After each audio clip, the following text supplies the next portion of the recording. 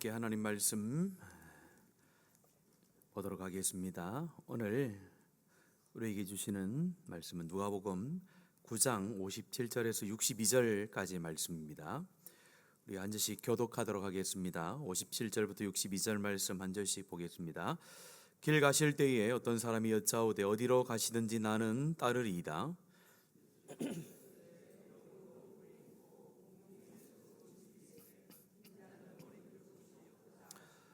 또 다른 사람에게 나를 따르라 하시니 그가 이르되 나로 먼저 가서 내 아버지를 장사하게 허락하옵소서.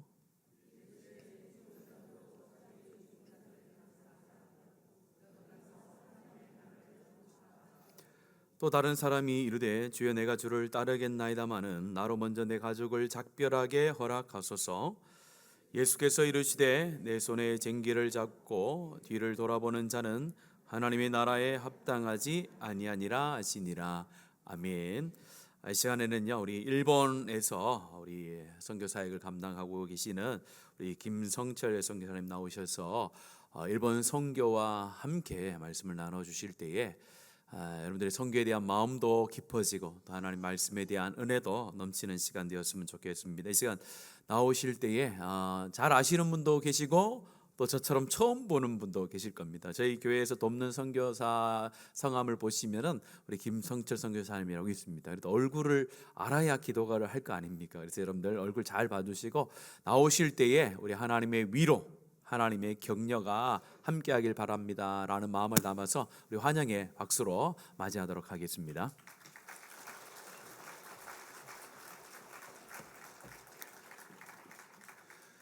여러분 뵙게 돼서 반갑습니다. 김성철입니다. 오늘 제가 일본에서 왔기 때문에 옆 사람하고 일본말로 한번 인사해 볼까요? 곤니찌와 이렇게 한번 인사해 보겠습니다.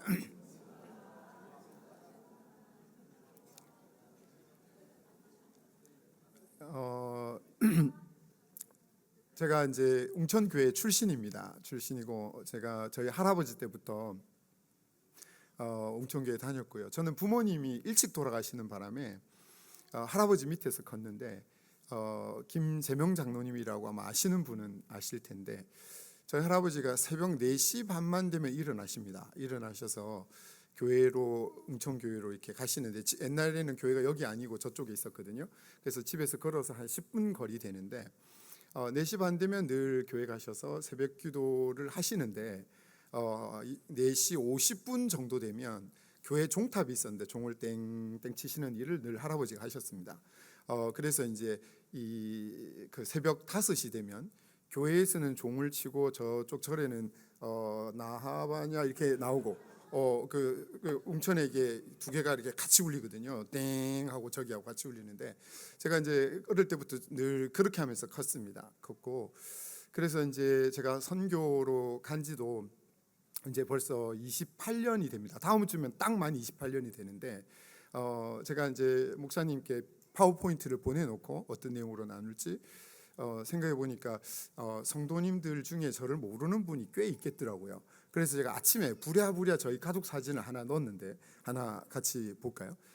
이제 저희 가족입니다. 가족이고 저희 아들이 둘이 있는데 둘 다 일본에서 태어났습니다. 그래서 저희 아들 둘 다가 자기들은 한국말 잘한다고 생각하는데 제가 볼 때는 아직 초등학교 레벨도 안 됩니다. 그래서 얘들은 둘이가 이제 제 퍼스트 랭귀지가 일본말입니다. 일본말이고 그래서 이제 얘들 둘 다 지금 대학교 1학년입니다. 여러 가지 이유가 있어서 그래서 지금 올해 대학교 1학년 둘이 딱 들어가니까 이게 굉장하더라고요. 저도 이게 부담도 많고 근데 애들이 잘 커졌습니다. 잘 커져서 너무 감사하고 우리 성도님들이 늘 이렇게 기도해 주셔서 우리가 선교를 열심히 하고 있습니다. 제가 이제 오늘 어떤 내용을 나눌까 제가 나름대로 좀 고민하면서 기도를 좀 했습니다. 하는데 이제 새로 목사님 오시고 이제 2년차 되시고 그래서 제가 대학생들하고 여러 가지 얘기들을 나눕니다. 특히 제가 한국에 어디를 가든 요즘은 선교 도전을 할 때 저를 잘 불러줍니다. 한국 본부에서도 부산에서도 늘 불러주는데 그래서 제가 선교에 대한 도전을 늘 하러 다니거든요. 근데 이상하게 이번에는 이게 아니고 정말 제자의 헌신된 삶에 대해서 좀 나누면 좋겠다 마음이 계속 있었습니다. 근데 아닌 게 아니라 제가 이렇게 와서 보니까 목사님께서 굉장히 선교에 헌신적이시더라고요. 그래서 그 얘기 안 해도 되는 교회다 이제. 그래서 제가 학생들 중에 이렇게 초신자 레벨이 있고 굉장히 성숙한 레벨의 학생들이 있는데, 굉장히 성숙한 레벨의 학생들한테 나누는 내용을 오늘 좀 나누려고 합니다. 그래서 어떤 분들에게는 굉장히 부담이 될 수도 있는데, 근데 예수님의 제자로 사는 것이 어떤 것인지를 같이 좀 나누면서 같이 은혜를 받으면 좋겠는데, 근데 또 뭐 선교 얘기를 또 안 할 수가 없어서 제가 아주 부랴부랴 급하게 영상을 하나 만들었습니다. 우리 팀한테 부탁을 했는데, 이 영상이 지난 1년 동안 2025년 1년 동안 그 새해부터 시작해서 12월까지 내용을 아주 3분 안에 요약을 했거든요. 그래서 아주 빠른 속도로 지나갈 겁니다. 그래서 지금부터 3분 정도 집중해서 저런 사역을 하시는 분이구나, 이렇게 좀 보고 계시면 좋을 것 같습니다. 그래도 뭐 많지 않지만 일본 안에서는 대학생들이 꽤 있습니다. 저희 있는 편인데, 그래서 저희는 이제 기도 제목을 제가 먼저 말씀드리고 오늘 말씀을 나누려고 하는데, 저희는 제자를 키우는 학생들을 키우고 싶습니다. 어떤 때는요, 아주 대거 크리스찬이 되기도 하고 많은 애들이 예수님 믿고 돌아온 적도 있었는데, 제가 해보니까 진짜 제자를 키우는 제자, 예수님이 진짜 원했던 그 사역을 반짝했다가 안 됐던 해도 있고 또 반짝하고 안 되기도 하고 있는데, 올해는 그 기도 제목이 제일 중요한 기도 제목입니다. 그래서 이번에 제가 나온 이유도 부산에서 부산 CCC라고 있습니다. 한 1,000명 정도 되는 규모인데, 근데 이제 그 중에서 제일 핵심적인 제자들 한 300명 그 훈련에 저를 강사로 불러서, 사실은 제가 지난주에 거기 가서 얘기를 거제도에서 했었는데, 가서 이제 나누고 왔는데, 근데 우리도 이런 한국에서 일어나는 운동을 좀 일으키고 싶어서, 그래서 성도님들이 기도해 주십시오. 그래서 제자 낳는 제자들이 세워질 수 있도록 지금부터 영상이 쭉 지나갈 텐데, 보면 저런 애들이 있구나 이렇게 좀 보시면서 들으시면 좋겠습니다. 지금부터 들겠습니다.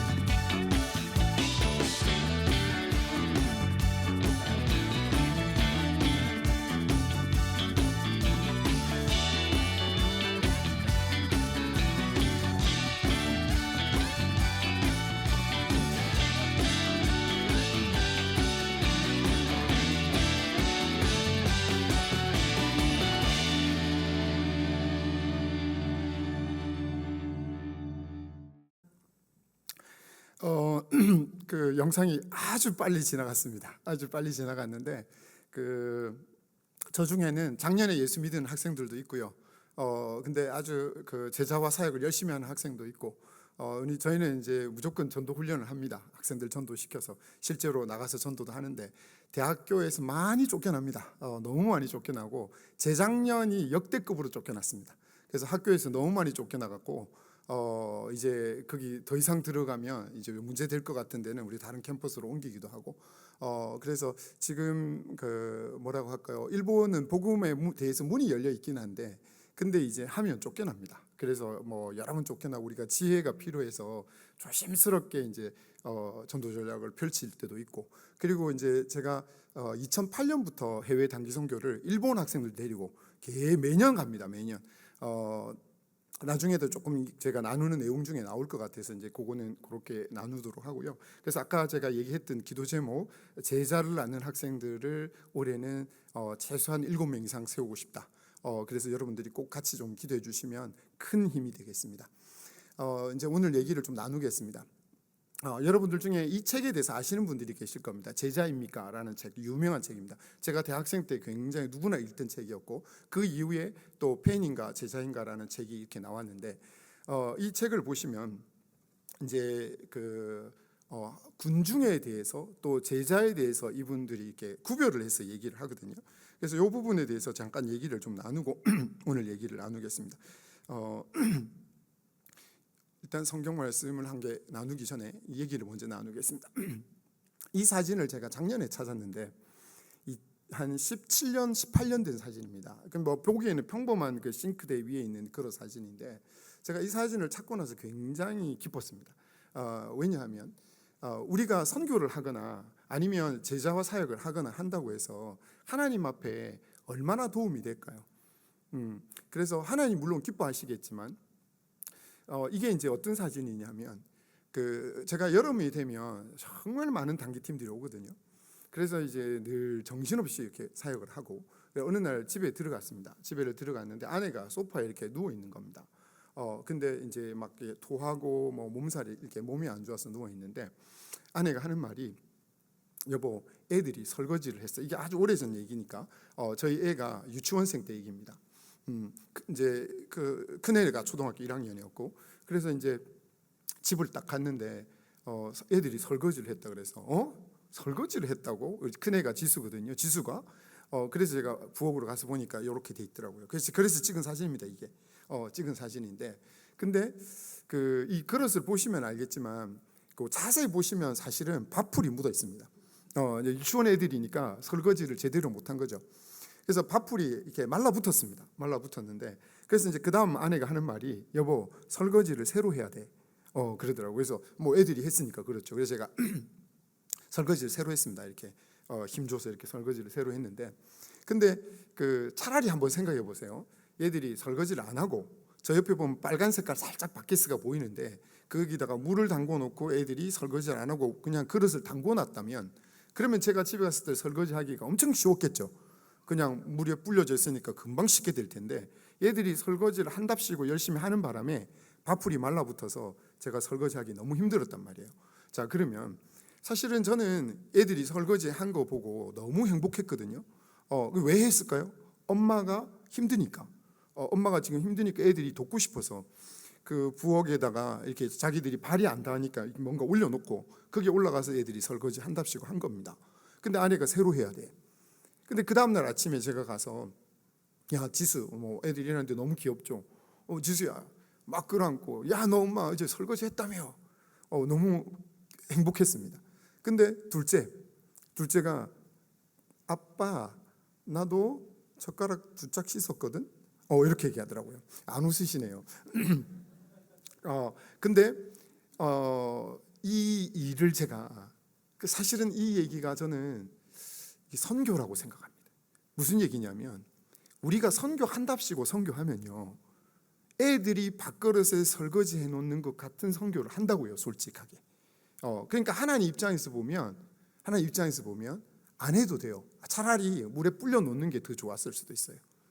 근데 잘 생각해 보세요. 제가 아침에 일어나서, 야 임마, 설거지 하려면 똑바로 하지, 이게 뭐냐, 제가 그렇게 얘기 안 했잖아요. 끌어안고 지수 너 설거지 했다며 너무 행복했어요. 이게 주님의 마음이더라고요. 선교는 하나님이 기뻐하는 일이거든요. 맞죠? 아멘이십니까? 네, 선교하는 걸 하나님이 기뻐합니다. 우리가 하는 일이요, 진짜 애들이 설거지하는 것 같은 선교를 합니다. 애들이 차라리 장기팀들이 안 왔으면 우리가 안 쫓겨날 일을 얘들이 와갖고 전도한답시고 해갖고 우리는 장기 선교가 어려워질 때가 있어요. 솔직하게 몇 번 있거든요.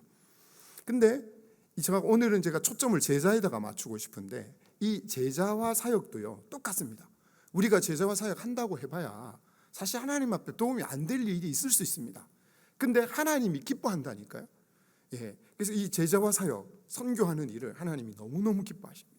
제가 그래서 그때 제가 배운 겁니다. 그래서 제가 작년에 이거 사진을 찾고 너무 행복했어요. 이게 어딘가에 찍었는데 어디 있는지를 몰랐거든요, 이제까지. 그래서 제가 이제 앞으로는 이걸 쓸 겁니다. 쓸 텐데, 여러분 하나님의 기쁨에 참여하고 싶으시죠? 예, 다시 한번 하나님의 기쁨에 참여하고 싶으시죠? 네, 이 제자와 사역을 하셔야 됩니다. 예, 그래서 우리 옆에 분들하고 한 번만 더 얘기합시다. 당신은 하나님의 제자입니다. 이렇게 한 번만 더 나눕시다.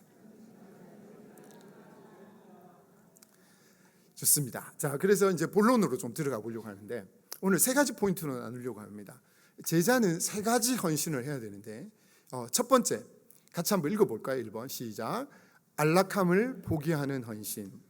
네, 이 우리에게 이제 그 성경 말씀을 이제 보시면, 길 가실 때 어떤 사람이 여짜오되 어디로 가시든지 나는 따르리이다. 예수께서 이르시되 여우도 굴이 있고 공중에 새도 집이 있으되 인자는 머리 둘 곳이 없도다 하시고, 제가 좀 전에 그 제자입니까라는 책에 대한 얘기를 했죠. 거기에 보면 그 카를로스 오르티즈 목사님이 그 엄청 큰 교회 목회를 하셨습니다. 엄청 큰 교회 목회를 하셨는데 어느 날 갑자기 사임을 하셔버려요. 사임을 했는데, 사임을 한 이유가 뭐냐면, 어느 날 문득 쳐다보니까 성도들은 너무 많은데 교회 안에, 근데 내가 진짜 제자를 키웠나, 너무 허무해지더라는 거예요. 교회에 왔다 갔다 하는 사람은 많은데 정말 주님으로 헌신하는 사람들은 너무 없다는 것이 깨달아지고 나서 교회를 목사님이 양심상 더 이상 못하겠다. 그리고 사임을 하시고 쓴 책이 제자입니까라는 책입니다. 거기서 이제 목사님께서 구별하시기를, 군중과 제자를 구별할 때 군중은 숫자가 많고 제자는 적고 이런 차이로 구분한 게 아니라 그 예수님에 대한 헌신도가 어떠냐로 구분하셨어요. 그러니까 what I want, 내가 원하는 것을 하는 사람들은 군중으로 구별하셨어요. What Jesus want, 예수님이 원하는 일을 하시는 분들을 제자로 구별하셨습니다. 그래서 이제 오늘 제가 세 가지 헌신은 이 제자들이 드려야 될 헌신에 대한 얘기인데, 이 내용은 뭐 우리가 너무 잘 읽고 잘 아는 내용입니다. 이 내용에 보면 어떤 분이 나타나서 내가 예수님 따르겠습니다 얘기했습니다. 너무 고맙죠. 따르겠다고 얘기했으니까.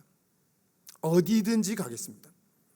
자, 어디든지 가겠단 말이 뭐 아프리카도 가겠고, 저 일본도 가겠고, 또 힌두권도 이슬람권도 어디든 가겠습니다 그렇게 얘기한 건데, 근데 그 사람은 그렇게 생각 안 했던 것 같아요. 왜냐하면 그 다음 예수님의 답이 그걸 얘기해 주고 있습니다. 뭐라고 얘기하냐면, 예수께서 이르시되 여우도 굴이 있고 공중에 새도 집이 있는데 인자는 머리 둘 곳이 없다. 예수님은 집이 없으셨잖아요. 갈 데가 오고 갈 데가 없었어요.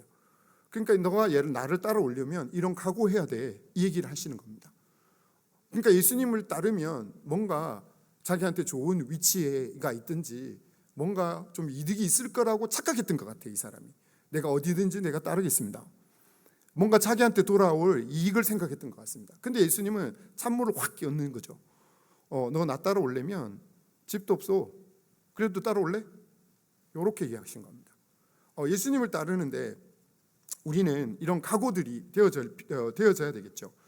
근데 이제 우리가 사회적 성공이나 안정된 자리나 보장된 미래가 있는 게 아닙니다. 예수님 따라가다 보면 너무 손해 볼 때도 있고 억울할 때도 있고, 우리가 군중으로 따라갈 때는 괜찮아요. 예수님이 무슨 얘기까지 심지어 하셨냐면, 제자들한테 오병이어의 기적이 끝나고 난 다음에 엄청나게 많은 사람들이 따라왔습니다. 근데 예수님이 이렇게 얘기합니다. 너희가 나를 따라오는 거는 표적을 보고 따라오는 게 아니라 떡을 먹고 배불러서 따라오는 거다, 그렇게 얘기합니다. 그리고 나서 예수님이 이 육신의 떡을 얘기 안 하고 생명의 떡에 대한 얘기를 하기 시작하니까 사람들이 다 떠나버립니다. 자, 여기서 구별이 되죠. 이 육신의 떡을 준다 그러면 따라간 사람들은 군중에 속하는 사람입니다. 근데 이 생명의 떡에 대한 얘기를 했을 때 다 떠나갔거든요. 근데 예수님이 거기다 한마디를 더 합니다. 예수님의 제자들한테 너희도 나를 떠나려느냐? 예, 여기서 따라가는 사람이 제자라고 구별이 될 수 있는 거죠. 그래서 우리는 그 찬송가 가사 중에 이런 게 있죠. 내게 있는 모든 것을 주께 다 드리네, 뭐 그런 가사가 있잖아요. 예, 그런데 근데 우리는 어떤 부분은 드릴 수 있지만 어떤 부분은 드릴 수 없다. 우리가 이렇게 구별해서 이렇게 드릴 때가 있는 것 같습니다. 그래서 우리 안에 그러니까 이게 지금 초점은 이겁니다. 어디든지 갈 수 있겠냐, 이제 이거거든요. 근데 우리 안에 뭔가 숨겨놓는 부분들이 있죠. 은밀하게 즐기는 생활이 있을 수도 있고, 또 어떤 분들은 스마트폰 안에 아무도 모르는 아내도 모르는 혼자서 그 세계에 빠져 있는 분들도 있을 수 있습니다. 우리가 예수님을 따를 때 화려한 연봉이 보장되지도 않습니다. 근데 우리가 그냥 교회 가서 예배 드리고 은혜 받고 여기까지는 되는데 근데 더 예수님의 제자의 단계는 한 단계 더 가야 되는데, 그래서 제가 오늘 얘기를 시작할 때 이렇게 얘기했죠. 여러분들한테 부담이 되는 얘기가 될 수도 있다고. 그리고 학생들한테도, 최고로 훈련된 학생들한테 제가 이 얘기를 합니다. 자, 지금부터 세 사람의 얘기를 제가 나누려고 합니다. 제가 오늘 나누는 내용의 그 책의 어떤 부분에 그 팬인가 제자인가라는 책에 나오는 예를 한 가지 들겠습니다. 아도니람 저드슨이라는 사람 얘기인데요. 이분은 미국이라고 하는 나라가 공식적으로 파송한 최초의 선교사입니다. 그래서 이제 이분들은 미얀마로 가서 복음을 전한 분들인데, 근데 예수님께서 물으셨겠죠. 너 미얀마라도 괜찮니? 가겠니? 근데 이분은 예스라고 했던 겁니다. 어디든지 가겠다라고 순종했던 분인데, 근데 그 당시 지금부터 한 200년도 더 된 얘기입니다. 그 당시 미얀마는 외국인들에 대해서 적개심도 있었고 죽을 수도 있었습니다. 그래서 복음이 전해진 적이 없었습니다. 근데 그곳에 이 아도니람 저드슨이라는 사람이 24세의 나이로 선교사로 헌신해서 갑니다. 근데 그 가기로 결정한 그 타이밍에 23살 되던 앤이라고 하는 자매가 있었는데, 이 자매하고 교제를 하고 있었습니다. 교제를 하고 있었는데, 근데 그때 당시에 이제 이 그 아도니람이 결혼을 하고 가고 싶었습니다. 그래서 결혼하게 될 상대의 그 앤의 아버지한테 결혼을 허락하게 해달라고 편지를 썼습니다. 근데 그 편지 내용이 남아 있거든요. 그 부분을 제가 읽어드릴게요. 따님이 저랑 결혼하면 아버님은 내년 봄부터 따님을 이 세상에서 다시는 보지 못할 겁니다. 따님은 극심한 가난과 모욕, 심지어는 비참한 죽음에까지 노출될 겁니다. 그래도 저희의 결혼을 허락해 주십시오. 곧 의의 면류관을 쓴 따님을 영광의 세계에서 볼 소망으로 죽어가는 영혼들을 위해, 하나님의 영광을 위해 허락해 주십시오. 그런 내용의 편지가 남아 있습니다. 그랬더니 그 아버지가 신앙인인데 놓으라고 말도 못하고, 그래서 이 결정은 앤에게 맡기겠다, 딸한테 맡기겠다 그랬습니다. 근데 이 딸이 어떻게 물론 가게 되긴 하는데, 앤이 또 자기 친구한테 쓴 편지에 보면 그 리디아라고 하는 친구에게 편지를 썼습니다. 나는 이교도 땅에서 보낼 날이 기대가 돼. 이곳에서의 모든 안락과 즐거움을 포기하고 친척과 친구들을 향해 사랑도 적고 하나님의 섭리 가운데 부르시는 곳으로 가기로 결심했어. 그렇게 해서 갑니다. 제가 지금 무슨 얘기를 하고 있죠? 안락함을 포기하는 거라고 얘기하고 있습니다. 저는 한국 와서요, 이렇게 한국의 겨울이 따뜻한지 몰랐습니다. 제가 연말 연초에 한국에 있어 본 게 28년 만에 처음 있어 봤어요. 이번에 있는데 한국 너무 따뜻해요. 집안에 갈 때마다 한국 이랬구나. 일본 아닙니다. 일본 춥습니다. 집안에. 일본이 선진국 같지만 나는 모르고 살았네. 제가 못 모를 때 일본 간 것 같아요. 그래서 지금 보니까 한국 너무 좋은 거예요. 근데 이런 안락을 포기하고 갔던 이 두 사람 얘기입니다. 그렇게 해서 둘이가 갑니다. 미얀마로. 근데 그때부터 끊임없이 고난이 따라옵니다. 1824년 아도니람의 감옥에 갇힙니다. 18개월째 감옥에 지냅니다.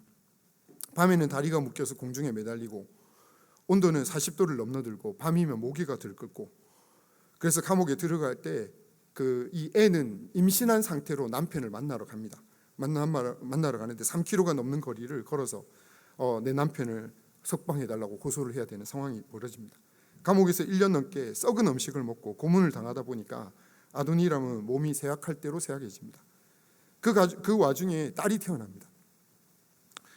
그래서 이제 그 앤도 몸이 수척해집니다. 젖이 말라버려서, 그래서 이제 결국은 석방이 됩니다. 남편이 석방이 되긴 되는데 얼마 있지 않아서 아내가 죽습니다. 홍반열이라는 병에 걸려서 죽습니다. 겨우 나이 37세였습니다. 근데 여러분, 희생이 보이시죠? 근데 이 저드슨이 이 부부의 헌신적인 노력으로 성경이 미얀마어로 최초로 번역이 됩니다. 미얀마에 지금 교회가 몇 개 있냐면 3,700개 이상이 있습니다. 그 출발점은 이 부부로부터 시작된 겁니다. 당신이 가는 곳이면 내가 어디든지 가겠습니다라고 결단했던 이 부부를 통해서 이 역사가 일어난 겁니다. 하나님은 이 부부에게 미얀마를 가르치면서 저기다 가겠니? 예, 그곳에 헌신했던 사람입니다.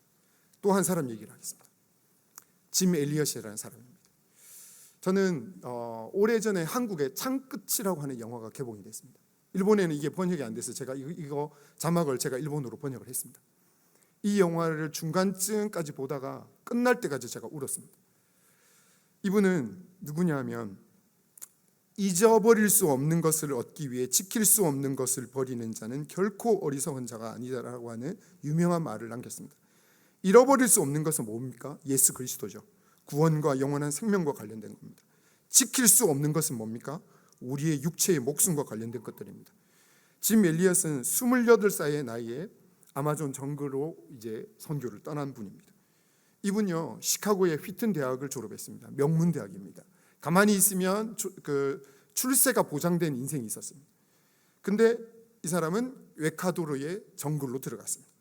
그리고 1956년에 4명의 친구 동료들과 함께 창에 찔려서 죽습니다. 근데 그때 그 당시에 타임즈하고 라이프지하고 보도를 했는데 What an unnecessary waste. 왜 이런 낭비된 이런 죽음들이 있냐 이러면서 엄청난 비판을 했습니다. 이런 젊은이들이 가서 선교하지도 제대로 해보지도 못하고 다 죽었거든요. 여러분 기회가 되시면 창끝이라는 영화를 꼭 한번 보시길 바랍니다. 근데 죽었는데, 근데 이 남편, 이 짐 엘리엇의 아내가 있었는데 기자들이 엄청 인터뷰하러 갔겠죠. 인터뷰하러 갔는데 짐 엘리엇의 아내가 이렇게 말합니다. 말씀을 삼가십시오. 낭비라니요. 내 남편의 죽음은 낭비가 아니었습니다. 그는 전생애를 이것을 위해 준비했던 사람입니다. 바로 이 시간을 위해 살았던 사람입니다. 그는 하나님께서 주신 자신의 책임을 완수하고 생의 목표를 달성하고 죽은 행복한 사람이었습니다. 그렇게 말을 했습니다. 그리고 난 다음에 이 아내는 자기 자식을 데리고, 안고 있는 아식을 데리고 정글로 들어갑니다. 선교를 합니다. 그 부족들은 남자는 안 죽였거든요. 그 남자만 죽였거든요. 여자는 안 죽였거든요. 그 아내가 그곳에 들어가서 선교 사역을 합니다. 제가 결론만 말씀드릴게요. 오랜 생활 동안 사역을 하고 난 다음에 짐 엘리엇을 죽였던 그곳에 수많은 교회들이 세워집니다. 수많은 교회들이 세워지고, 그리고 난 다음에 짐 엘리엇을 죽였던 그 동네에 목사가 누가 되냐면 짐 엘리엇의 아들이 그곳에 목회를 하게 됩니다. 그리고 난 다음에 그 교회의 장로님이 누가 되냐면 짐 엘리엇을 창으로 찔러 죽였던 그 사람이 장로가 됩니다. 여러분, 이런 역사는 누군가의 대가를 지불한 사람에 의해서 시작되는 겁니다. 누군가, 이제는요 우리가 가야 될 때입니다. 한국이 엄청난 축복을 받았어요. 이 복음 때문에 어마어마한 축복을 받았는데 우리가 이제 안주할 수가 없습니다. 한 사람 얘기를 더 나누겠습니다. 루비 캔드릭이라는 분인데, 제가 이 선교사로 헌신하고 이 양화진에, 서울의 양화진에 가면 이분의 묘비가 있거든요. 근데 이제 우리 동료들하고 같이 그 지역을 이렇게 양화진을 돌다가 이분의 묘비를 봤어요. If I had 1,000 lives to give, Korea should have them all이라고 적혀 있는데, 나에게 내가 줄 수 있는 생명이 1,000개가 있다면 이 1,000개의 생명 모두를 나는 한국을 위해서 주었을 것이다. 그 묘비에 그렇게 적혀 있는데 이 사람 도대체 누구길래? 제가 그 자리에서 묘비를 썼습니다. 그 묘비에 적혀 있는 그 내용을 그대로 써서 외웠어요. 이 내용을. 그리고 그 당시는요, 이 루비 캔드릭이 누군지도 잘 알려져 있지도 않았습니다. 지금은 다 알려져 있어요. 알고 봤더니 이분이 여자 선교사입니다. 근데 나이를 지금 저기도 나와 있지만 제가 그때 세보고 25살에 죽었네. 조선에 와가지고 25살에 죽은 여자예요. 그러면 여러분은 어떻게 생각이 드시겠어요? 대학 갓 졸업했잖아요. 갓 졸업하고 와갖고 이 이름도 없는 이 나라에서 개죽음을 한 겁니다. 개죽음을. 제가 그때 그렇게 생각했거든요. 묘비 앞에 서가지고 하나님, 이 사람 참 개죽음 했네요. 그랬더니 하나님이 저한테 뭐라 그러냐면, 그 사람의 죽음이 없었으면 너도 없어. 여러분, 우리가 이렇게 축복받은 게 누구 덕택입니까? 누군가가 저 조선 땅 가겠니? 했을 때 하나님 저 보내주세요. 손들었던 누군가에 의해서 우리가 축복받아서 여기까지 온 겁니다. 이 한국이 이제 해야 될 타이밍이 지금 와 있다니까요. 우리가 이대로 머물러 있을 수가 없습니다. 우리가 지금 이 따뜻한 방에 있는 건 너무 행복한 겁니다. 여러분, 지금 한국 물가가 얼마나 비싸다고 느끼고 있는지 모르지만 30년 전에 제가 갈 때 일본이요, 물가가 6배, 7배 비쌌어요. 한국보다. 제 아내가 콩나물 하나 사올 때도 1엔짜리라도 싼 거 사왔습니다. 돌아다니다가. 근데 제가 보니까 이제 역전됐어요. 한국이 더 잘 삽니다. 일본보다. 옛날에는 일본을 놓고 이렇게 오면 일본이 세계 자살률 1위입니다. 낙태율 1위입니다. 뭐 이런 얘기하면 성도들이 막 울면서 기도해 줬습니다. 한국이 다 가져갔어요. 그것도. 우리가 이제 선교 안 하면 희망이 없어요. 선교는 하나님이 약속하셨잖아요. 내가 땅끝까지 너와 함께 하겠다고, 전 세계를 향해서 가는 그 민족에게 함께 하겠다고 그랬습니다. 이 선교하는 민족에게 하나님이 축복하실 거고요, 선교하는 사람에게 하나님 축복하실 겁니다. 제가 오늘 이 얘기를 하고 싶지만 여기까지 하겠습니다. 그래서 우리가 이제는 그 짐 엘리엇의 죽음은요, 낭비가 아니었습니다. 거룩한 낭비죠. 하나님은 이걸 기뻐하십니다. 그래서 우리가 이제는 대가를 지불하는 이 삶들을 우리가 결단해야 될 때라고 생각됩니다. 자, 여러분, 그렇게만 얘기하면 부담스럽잖아요. 여러분들 자녀들 키우시는 분들은 제 말을 이해하실 겁니다. 여러분들 애기들 똥 기저귀 갈잖아요. 갈고 오줌 픽픽 쌉니다. 애가 말 안 듣습니다. 근데 그것에 대해서 여러분 희생했다고 얘기하십니까? 아니죠. 여러분의 자녀를 키운 것에 대해서 특권이잖아요. 저는 애들 둘이 키운 거, 애들 볼 때마다 너무 고맙습니다. 니네 인생에 내가 관여됐구나. 특권입니다, 여러분. 이거 희생 아닙니다. 하나님의 일에 드려줄 수 있는 게 어떻게 그게 희생입니까? 하나님의 일에 드려줄 수 있는 찬스고 기회고 특권으로 생각할 수 있기를 바랍니다. 두 번째 얘기를 하겠습니다. 두 번째 포인트는 같이 한번 또 읽어봅시다. 저기 잘 안 보일 수도 있는데, 자, 시작. 나라를 제 후손으로. 우리가 첫 번째는 안락한 삶을 포기하는 것이라고 얘기했습니다. 어디든지로, wherever이라고 얘기했죠. 어디든지 갈 결단이죠. 근데 여기를 보시면 한 사람이 얘기합니다. 한 번 더 읽겠습니다. 또 다른 사람에게 나를 따르라 하시니, 이번에는 본인이 따르겠다 한 거 아닙니다. 예수님이 직접 따라오라고 얘기를 했습니다. 그랬더니 나로 먼저 가서 내 아버지를 장사하게 허락하소서. 여기 뭐 나로 먼저라는 단어가 나오죠. 그러니까 내가 먼저 따르겠지만 먼저 할 일이 있다는 거죠. 그 사람이 얘기한 겁니다. 그랬더니 예수님이 이렇게 얘기합니다. 죽은 자들로 자기의 죽은 자들을 장사하게 하고 너는 가서 하나님 나라를 전파하라. 우리가 가다 살다 보면 내가 먼저 하고 싶은 게 있지 않습니까? 나 이거 먼저 해야 돼. 그렇죠. 근데 하나님이 지금, 예수님은 지금 이 따르겠다는 사람한테 그 먼저가 아니라 나 먼저라고 지금 얘기하고 있는 거잖아요. 그래서 사실 이 한국 정서나 뭐 전 세계 정서가 비슷합니다. 장사 지내는 것, 장례하는 것이 세상에서는 가장 우선순위입니다. 사실은 여러분들이 직장 생활하다가 뭔 일이 있는데, 누가 돌아가셨어요. 우리 고모부가 돌아가셨어요. 그러면 다 허용됩니다. 그래, 갔다 와. 무슨 얘기인지 아시겠죠? 세상에서는 이게 최고의 우선순위입니다. 누군가가 죽었다고 하는 거, 이거는 세상에서는 다 용납되는 겁니다. 근데 예수님은 용납이 안 돼요. 그게 예수님은 이 얘기를 오해하지는 마세요. 분리하라 이런 얘기 아닙니다. 우선순위에 대한 문제입니다. 그래서 제가 지금 이곳에 보면 whenever이라고 써놨죠. 언제든지. 이것은 시간에 대한 헌신입니다. 시간에 대한 헌신인데, 그래서 이것은 긴급성을 얘기합니다. 생명에 대한 긴급성을 얘기하는데, 예수님이 하신 말씀에 이렇게 얘기하죠. 하나님 나라를 전파하라. 그래서 너는 가서 하나님 나라를 전파하라. 이게 그 어떤 것보다도 최고 우선순위에 가야 된다, 그 얘기입니다. 자, 그러니까 세상에서는 이 장례식이 최고 우선순위일 수가 있지만 아무리 중요하더라도 세상 사람들한테는 그게 우선순위가 될 수 있지만 하나님 나라를 전파하는 것보다 우선순위가 될 수 없다. 그 얘기를 지금 예수님이 하고 계신 겁니다. 제가 대학생 때 여기 혹시 CCC 출신들이 계신지 모르겠지만 이런 구호를 외칩니다. 민족의 오늘의 학원 복음화는 내일의 세계 복음화, 이렇게 외칩니다. 대학생들 지금도 합니다. 제가 물어봤더니 그저께 물어봤더니 지금도 한대요. 그 다음 하는 말이 꼭 있습니다. 누가? 그러면 애들이 뭐라고 하는지 아세요? 내가 그렇게 하게 돼 있어요. 자, 그러면 언제? 그러면 뭐라고 대답할까요? 지금. 지금. 그거거든요. 지금 이 얘기를 하고 있는 겁니다. 먼저, 나중이 아니고 지금. 제가 대학생들 앞에서 맨날 그렇게 외쳤어요. 제가 사역하면서 늘 학생들 앞에서 나가서 이렇게 외치곤 했거든요. 근데 하나님께서 언제 저를 부르셨냐면요, 결혼하고 나서 딱 3개월 됐을 때 제가 연산동에 살았습니다. 부산에.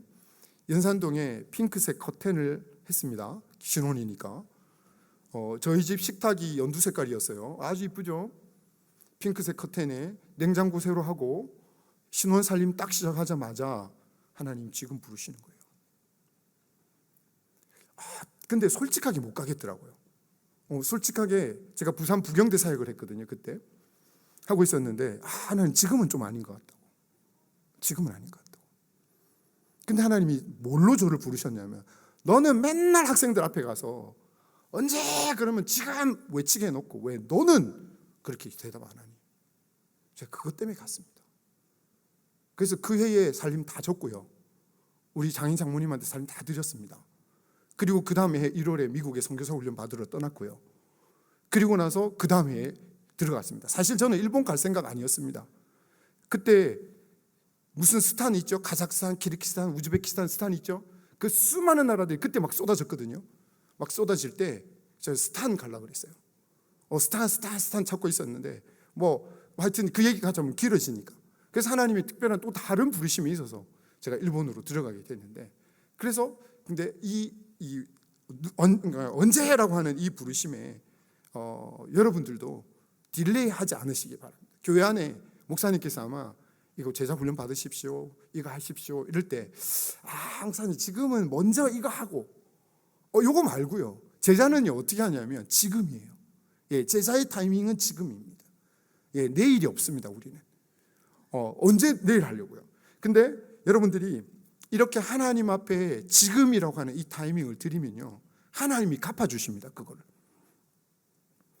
안 믿으시는 눈치신 것 같은데 이 얘기를 하나 더 할게요. 제가 이 얘기를 나눠야 될 것 같아요. 제가 저희 교회에 제가 선교사로 가고 나서 여기서 첫 선교복을 할 때 이 얘기를 나눴습니다. 근데 이거는 제가 평생 잊을 수 없는 사건이라서 나누겠습니다. 제가 IMF 아십니까? 여기 많은 어르신들이 계시니까 아실 것 같은데 IMF 시절이 있었습니다. 한국이 막 망할 것 같은 그런 시절이 있었는데, 아까 얘기했듯이 물가가 6, 7배 비쌌고요. 심지어는 10배 비싼 것도 많았습니다. 그러니까 정말 찌그러지는 집에 살았어요. 옆집 사람 코 고는 소리 들리는 데 살았습니다. 제일 빈민가에서 일본의 사역을 시작했거든요. 그렇게 사는데, 근데 본부에서 메일이 하나 왔습니다. 메일이 하나 왔는데 무슨 메일이냐면, 일본에 와 있는 모든 사역자들 전부 다 미국의 콜로라도에서 있는 컨퍼런스를 참가하래요. 참가하는데 저는 그걸 딱 보자마자 포기했습니다. 왜냐하면 비행기 싸기며 장갑이며 그거 못 낸다. 그냥 바로 포기했습니다.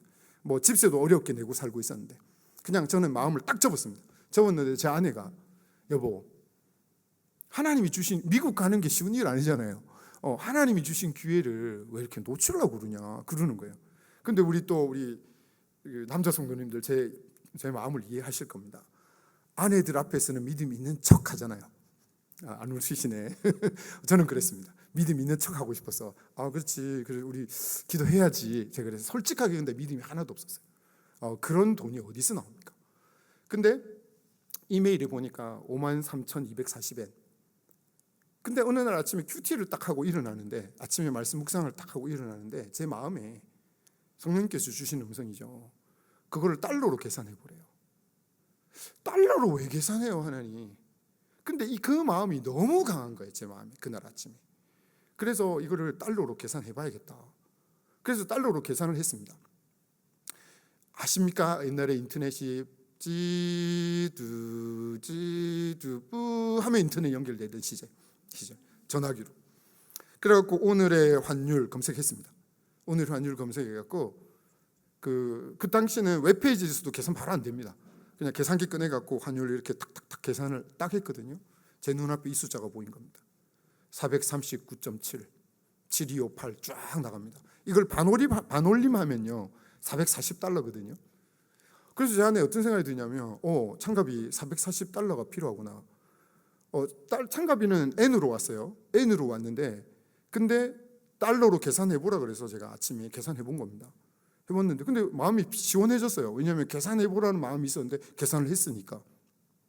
그리고 연락이 왔는데 한국 사람만 그 경제 위기니까 한국 사람만 항공료를 대준대. CCC에서 그런 일 없습니다. CCC는요 100% 자기 자비량입니다. 뭐 본부에서 돈 대주는 거 하나도 없습니다. 누가 1,000원 후원해 주면 1,000원이 제 후원이 되는 거고요. 그냥 그렇게 살아갑니다. 그 대표부터 그렇게 삽니다. 근데 그래서 이런 일이 없네요. 비행기 값을 대준대네. 그러니까 다른 나라 사람들은 너무 부러워해요. 싱가포르 가는 사람, 미국 사람, 야 한국 사람은 뭔데 차비 대주냐. 근데 한국의 상황을 모르니까 이 사람들이. 저는 이 돈도 낼 돈이 없는 거죠. 그래서 저는 포기하고 있었는데, 근데 440이 필요하다는 걸 알고 이제 그러고 난 다음에 그날 아침에 오사카 대학교 이제 사역을 맨날 전도하러 다녔으니까 나가려고 집 앞을 딱 나가는데, 일본에는 보면 집 앞에 우체통이 다 있습니다. 집 안에 자기 집 앞에 우체통이 다 있는데 우체통, 빨간 우체통에 보니까 그 당시만 해도 편지를 많이 주고받았잖아요. 편지가 3통이 있는 겁니다. 그래서 3통을 딱 끄집어내고 뛰어가서 전철을 탔습니다. 전철을 탔는데 2통은 한국에서 왔습니다. 그래서 딱 아는 사람이에요. 그래서 그냥 집어넣고, 모르는 편지가 1통 있는데 미국에서 온 겁니다. 모르는 사람이에요. 그래서 전철 안에서 저 아내랑 같이 찢었습니다. 안에 이렇게 뭐가 있지? 이렇게 탁 끄집어내서 봤는데 뭐가 있었을까요?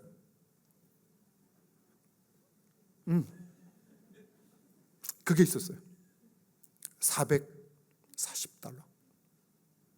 소름이 돋더라고요.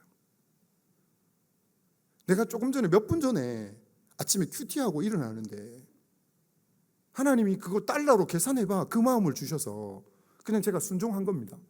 하기 싫었어요. 근데 너무 강하니까 어쩔 수 없이 오늘의 환율 계산했거든요. 제가 그날 일기에 오늘의 환율까지 아시는 하나님 그렇게 썼습니다. 환율 수시로 바뀌잖아요. 수시로 바뀌는 건데 제가 딱 눈앞에서 그 계산한 그 타이밍에 저 숫자가 나왔다니까요. 전철 안에서요 얼마나 울었는지 모릅니다. 우리 하나님은요 500달러 주실 수 있죠. 근데 440 주셨다니까요. 우리 하나님 400달러도 주실 수 있죠. 아니면 그 400하고 500 사이에 450을 딱 주시든가. 왜 440달러를 주셨을까요? 저한테 얘기하고 싶었던 거예요. 너 피로 내가 딱 다 알고 있다. 우리 하나님 이런 분이십니다. 하나님은요 절대 손해보기 안 합니다. 믿으십니까? 예. 내가 뭔가 하나님 앞에 하나님 저거 드리겠어요. 나 할게요. 누가 땡 잡냐면요 우리가 땡 잡는 겁니다. 하나님이 땡 잡는 거 아니에요. 하나님이 손해보는 거예요. 그래서 차라리 설거지 안 하는 게 나아. 근데 우리가 설거지 하겠다고 나가면요 우리가 땡 잡는 거라니까요. 하나님의 기쁨에 참여하는 거잖아요. 그 기쁨을 우리한테 같이 나누고 싶은 거예요 하나님께서. 그래서 여러분이 언제든지 부르실 때 그렇게 헌신하면 하나님 절대 손해보게 안 하십니다. 그러고 나서 한 명분 해결됐으니까, 한 명분 해결됐잖아요. 또 한 명 남았어요. 제 아내 같이 가야 되니까. 이제 그때 정말 전철 안에서 엄청 울었다니까. 사람들 다 쳐다보든 말든 너무 회개 기도가 됐어요. 하나님을 못 믿었던 저희를. 그리고 나서 하나님 한 명분 더 주세요. 그리고 일주일 내내 열심히 기도했는데요. 아시는 분은 아시잖아요. 저희가 오랫동안 결혼하고 아이가 안 생긴 거. 아이가 안 생겼거든요.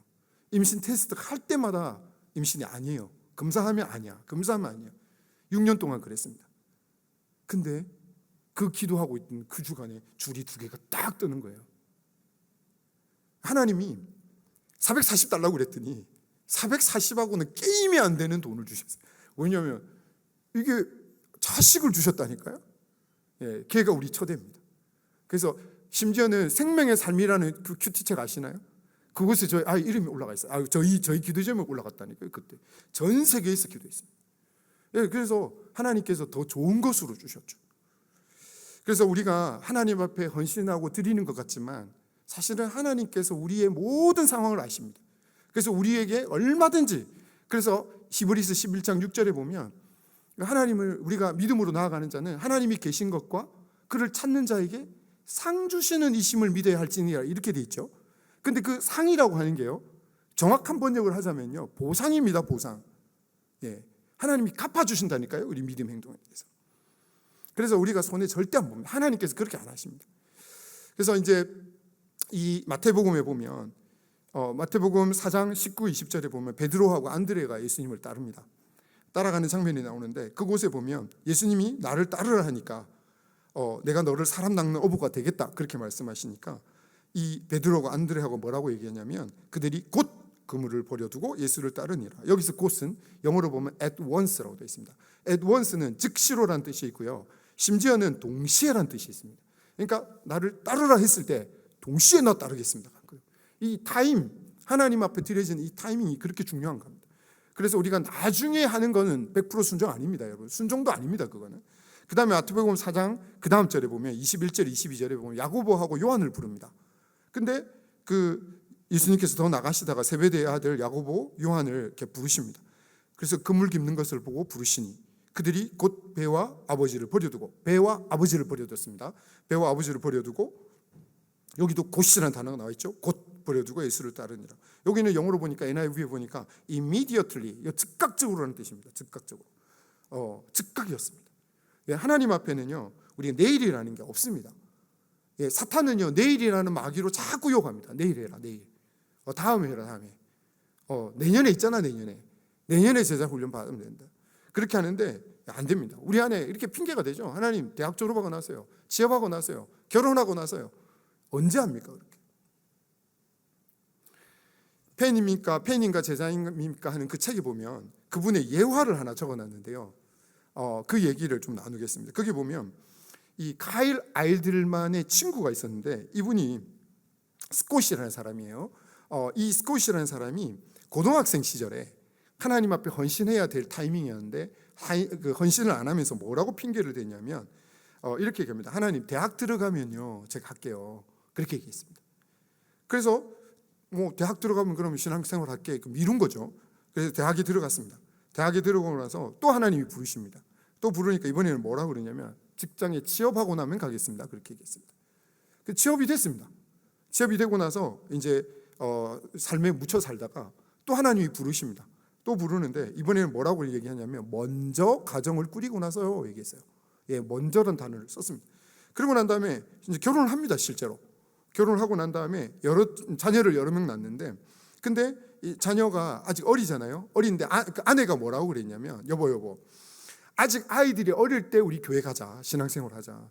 아내가 그렇게까지 얘기했는데 뭐라고 얘기하냐면 아직은 때가 아니다, 그렇게 얘기했습니다. 그리고 나서 25년이 지납니다. 25년이 지나고 나서 계속 변명으로 일관하다가 그러다가 이제 교회에 나오게 됐습니다. 신앙생활을 하기 시작한 거예요. 다행이죠, 감사하죠. 근데 그 책의 뒷부분에 뭐라고 적혀 있냐면 결국 스콧에게 내일이라고 하는 것이 와서 다행이지만 그 내일이라고 하는 곳에 엄청난 대가를 지불했다, 그렇게 적혀 있습니다. 어떤 대가를 지불했냐면 무엇보다도 아내가 자녀를 데리고 떠났다. 이게 무슨 말씀인지 이해하시죠? 이혼했다는 얘기죠. 그리고 스콧은 격주로 주말에만 자녀를 만날 수 있다. 이제 자녀를 만날 수가 없게 된 겁니다. 주중에는 알코올 중독자 재활 모임에 중독과 사투를 벌였다. 내일이라고 하는 땅은 그런 땅입니다. 다 잃어버리는 땅이죠. 우리 인생에 하나님께서 사인을 분명히 주실 겁니다. 여러분 절대로 딜레이하지 말고 지금 헌신할 수 있기를 바랍니다. 여러분 그 알람 맞추시나요? 아침에 알람 맞추시죠? 네, 그럴 겁니다.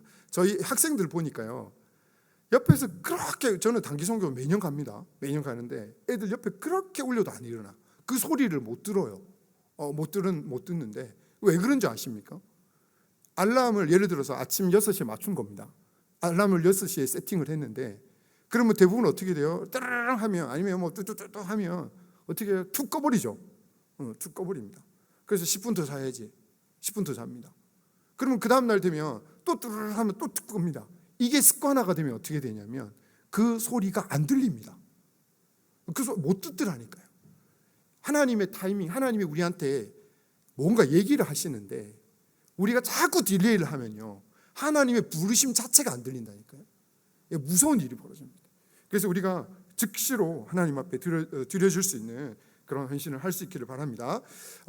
한 가지 예화를 말씀드리면, 제가 우리가 챗불로 드린 아까 그 영상에 나왔던 내용인데요, 그 늘 빌려서 쓰는 교회거든요. 그 교회에 70세대의 목사님이 계세요. 근데 이 목사님이 어느 날 저한테 이런 얘기를 하시더라고요. 무슨 얘기를 했냐면, 늘 내가 만나서 전도를 해야지 하는 할아버지 한 분 계셨대요.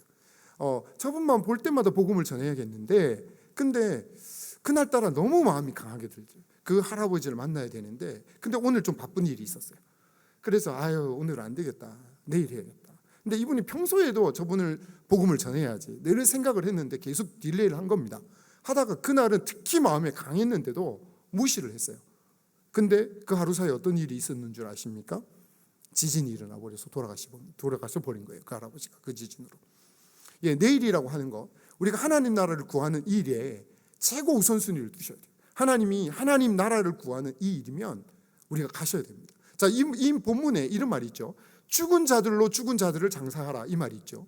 그러니까 이 말이 옛날에는 도저히 이해가 안 되더라고요. 죽은 자가 어떻게 죽은 자를 장사해? 그랬는데 이제 이런 의미입니다. 영적인 의미입니다. 영적으로 죽은 사람, 영적으로 죽은 사람은 예수 안 믿는 사람이죠. 예수 안 믿는 사람들은 장사 지내는 일을 할 수 있습니다, 그죠? 근데 하나님 나라를 구하는 일은 우리밖에 못 합니다. 맞나요? 네. 세상 사람들이 다 할 수 있는 건 걔들한테 맡기고, 너는 하나님 나라를 구하라는 겁니다. 우리가 해야 될 최고의 우선순위는요, 장사 지내는 것보다 우리 하나님 나라를 구하는 우선순위가 더 앞선다, 그 얘기입니다. 자, 두 번째까지 얘기를 했습니다. 그렇죠? 우리가 그 안락한 삶을 포기하는, wherever, 어디든지 따라가는 삶에 대한 얘기를 했습니다. 두 번째, whenever, 하나님께서 부르시면 즉시로 헌신하는 것에 대한 얘기를 했습니다. 한 가지 얘기를 더 나누려고 합니다. 세 번째입니다. 세 번째 같이 한번 읽어볼까요? 네, 같이 읽겠습니다. 시작. 예수님을 왕으로 모시는 헌신. 네, 이 세 번째 내용을 제가 어떻게 표현을 할까 하다가 이렇게 정리를 했는데요. 이 내용이 그냥 저는 마음에 듭니다. 61절에 이렇게 얘기합니다.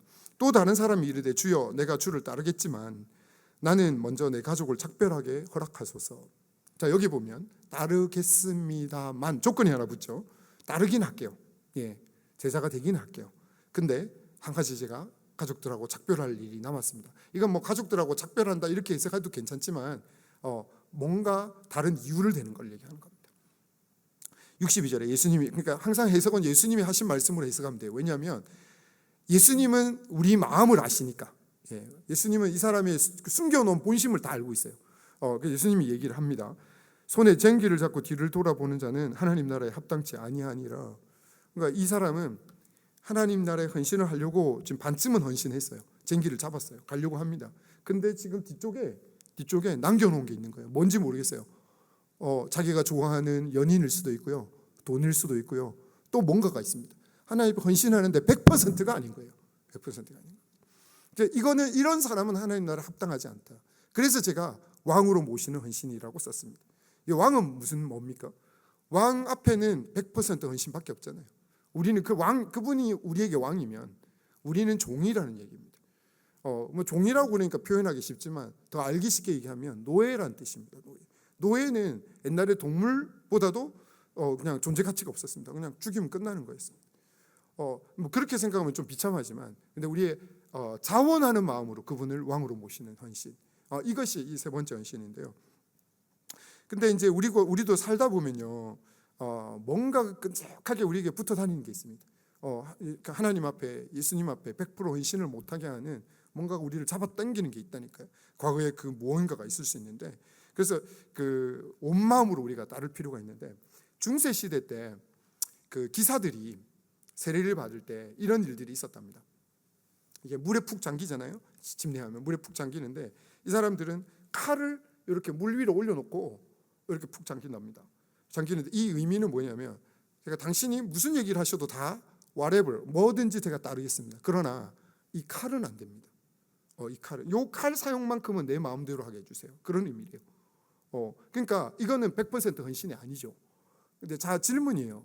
여러분들은 이렇게 올려놓은 게 뭐가 있으세요? 이것만큼은 안 됩니다. 하나님, 제가 다 헌신할게요. 근데 요거는 당신 뜻대로 안 됩니다. 지갑일 수도 있어요. 여러분이 지갑일 수도 있습니다. 아니면 또 여러분의 자녀일 수도 있습니다.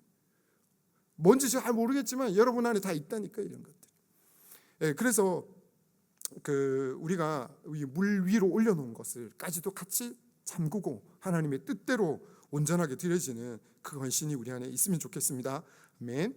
자, 한번 생각해 보세요. 여러분이 어떤 이제 청년 부부가 결혼을 한 겁니다. 그 남편 이름이 은우라고 합시다. 남편은 은우고 아내 이름이 나영이라고 합시다. 제가 찾아보니까 은우하고 나영이가 유명한 이름이더라고요. 제가 챗GPT한테 물어봤어요. 한국에서 요즘 잘 쓰이는 이름 뭐가 있니? 그랬더니 알려주더라고. 그래서 이곳에 있는지 모르겠습니다만, 그래서 이제 결혼을 했습니다. 둘이가 결혼해서 이렇게 사는데 말이죠. 근데 이제 어느 날 남편이 퇴근을 하고 집에 들어왔네요.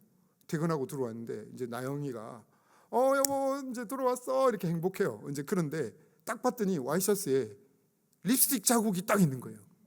립스틱. 여보 이거 뭐야? 이렇게 물어본 겁니다.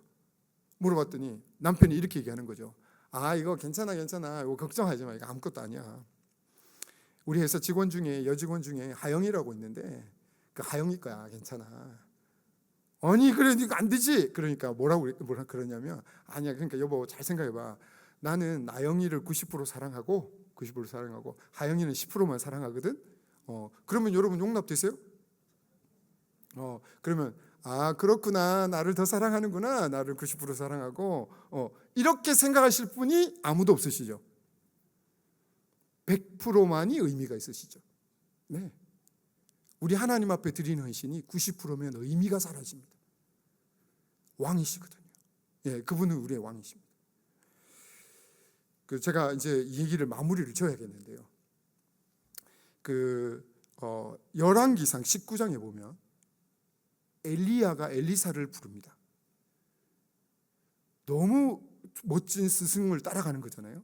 스승을 따라가는데, 근데 엘리사가 좀 부자였던 것 같아요. 그 제자였던. 거기 보면 12겨릿소로 밭을 갈고 있었다 그랬거든요. 소가 12개면 엄청 부자죠. 대단한 부자죠. 근데 그 부르심을 받자마자 이 엘리사가 어떤 결정을 하냐면요, 이 소를 다 잡아갖고 동네 사람한테 다 대접을 합니다. 그리고 난 다음에 자기의 생계 수단이었던 쟁기를 불태워버립니다. 자, 이게 무슨 의미냐면 내 길을 돌아갈 길을 끊어버린 겁니다. 되돌아갈 길을 끊어버린 겁니다. 우리가 이런 헌신들이 필요하다는 거죠. 엘리사가 그렇게 헌신을 했는데, 제가 아까 그 얘기했죠. 짐 엘리엇이 남긴 말 중에 영원한 것을 잠깐만요. 제가 이 원고가 갑자기 사라졌습니다. 그래서 없이 하겠습니다. 영원한 것을 얻기 위해 영원하지 않은 것을 잃어버린 사람은 불행한 사람이 아닙니다. 그래서 우리가 이런 헌신들이 우리 안에, 강력한 헌신들이 우리 안에 있기를 바랍니다.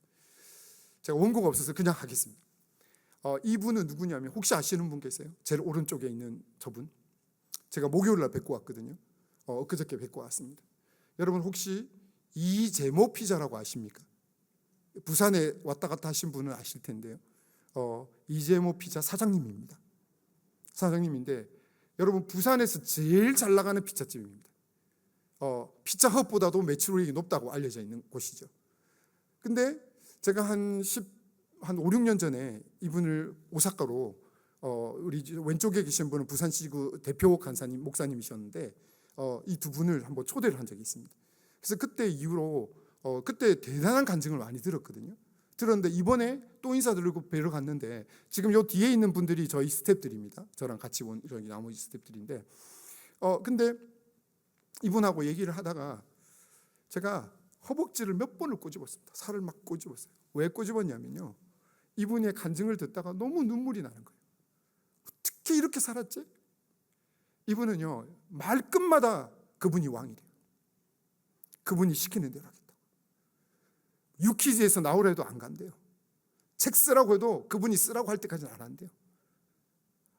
저는 너무 막 눈물이 날 것 같아요. 몇 번을 꼬집었어요.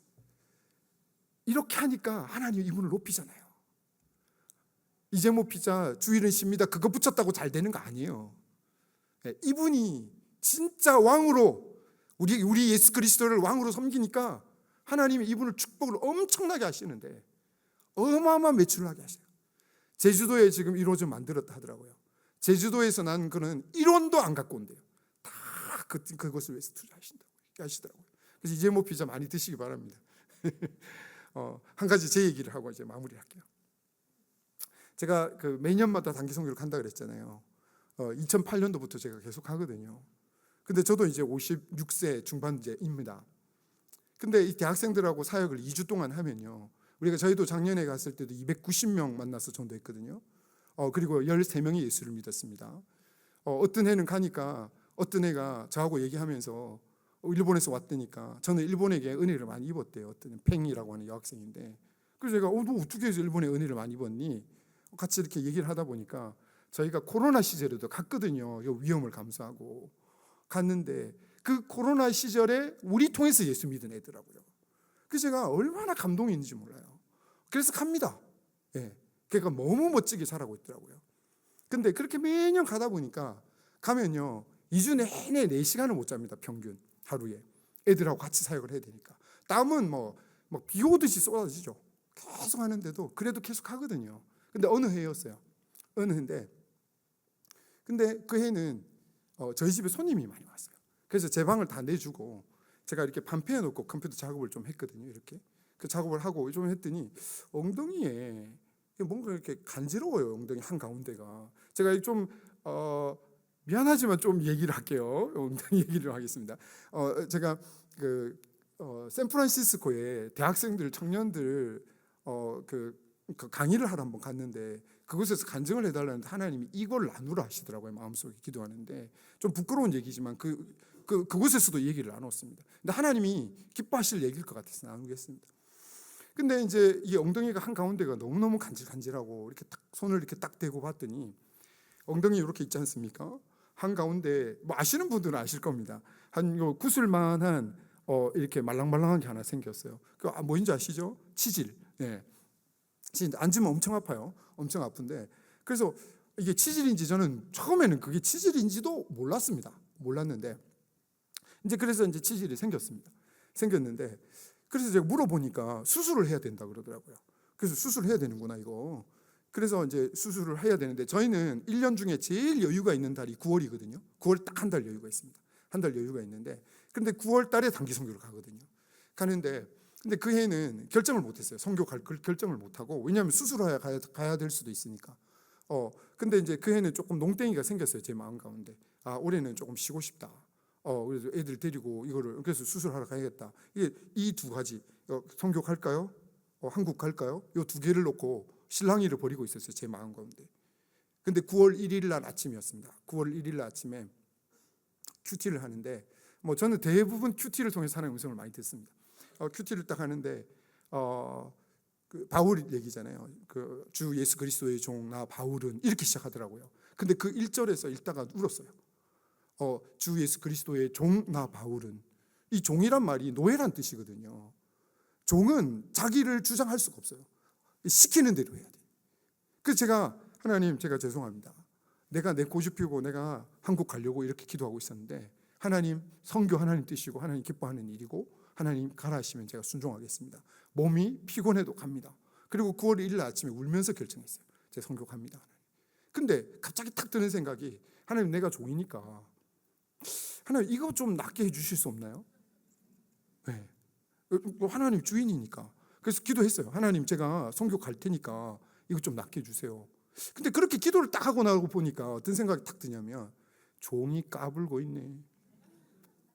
하나님 죄송합니다. 종이니까 안 낫게 하시면 괜찮습니다. 그냥 안 낫게 하셔도 괜찮으니까 그냥 가겠습니다. 그냥 이 단어에 꽂혔다니까요. 주 예수 그리스도의 종 나 바울은 종, 그분을 왕으로 모시는 거잖아요. 그분을 왕으로 섬기는 거니까 그렇게 하겠습니다 하고 갔습니다. 그 해에 재팬 나잇이라고 해갖고 저희 이렇게 전도 집회를 하는데 그 해에 4번이나 있습니다. 4번. 너무 바빴죠.